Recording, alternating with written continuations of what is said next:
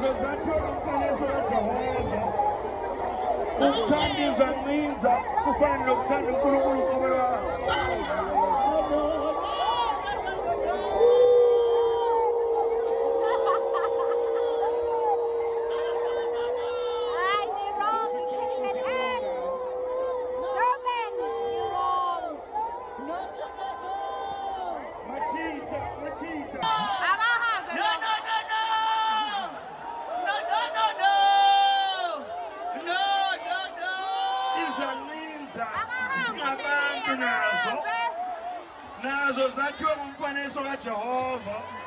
I thought internet forgot or Abantu forgot what Minintuli did to Londi London. Guys, yesterday Minintuli attended an event, a Kakasi event, which is called a Beach Fest, guys. A lot of people, they were not happy. In fact, they didn't want to see her on stage. They were saying boo, boo, to show that they no longer want her on stage. Even her working on Ikakas FM, that means listeners, they're not happy her working there, guys. Remember when bamisile lamalanga lawo after that bullying she did on the Real Housewife of Durban, abantu abaningi they were not happy ukuthi Gagas FM ithe uMinintuli udeserve ukuthi acabange athambe therapy baphinde bambuyisa. I thought because abantu they didn't react makasabuyela eGagasini and aqhubeka abe presenter, maybe they forgot or sesimxolele since wabhale apology, guys, even though azange afuna apologize in video, apologize ngeletter.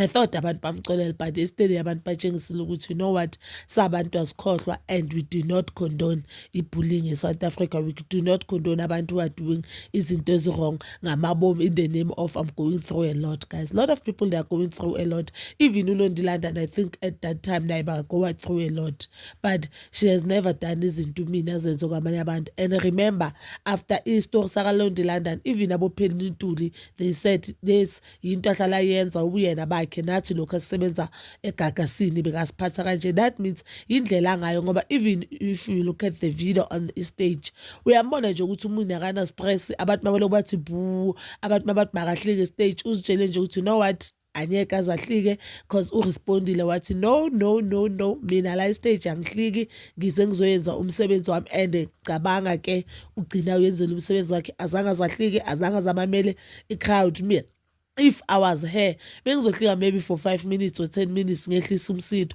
But then uzitshela you know what, ayengizwe ngalabantu. Cabanga labantu abathenga amathikithi. Uzitshele nje ukuthi ayengizwe ngalabantu. I think iGagas FM need to take this matter serious and bamamela ama-listeners wabo, ngoba if baloku bakhondona baloku bafaka uMinintuli ebantwini, like ba-forced abantu to really love uMinintuli, or ba-forced abantu to accept or to forget about what happened, izoba nenkingi. Abanye abantu, they won't buy ama-tickets for the next Durban Beach what they won't attend this event because it shows nje ukuthi abantu, they were not interested ukubona uMini, and they were not so happy ukumbona on stage. I don't know whether they thought event Gagas won't bring uMini, and I don't blame Gagas, guys. Now I thought abantu like bakhohliwe, but it shows good some South Africans, they don't forget, and internet as a whole, internet don't forget, guys. So after this thing, I think this must be a lesson. Then ayenze video axolise asho futhi ukuthi ubonile abantu ukuthi bakwate kangakanani, aphinde axolise kuLondi London nabantu wayesebenza nabo on that reality show, because this thing that didn't just affect Londi, but it affected everyone, guys. Abantu, they are being bullied emsebenzini, abantu, they are resigning emsebenzini kuyona le economic difficult just because izibahamba kuzo. So that thing, it was a trigger nje kwabantu abaningi. So I guess the best thing now ukuthi axolise to everyone. That is all for now. Bazalwane bami sitho, please don't forget to like, subscribe, share and hit that notification button.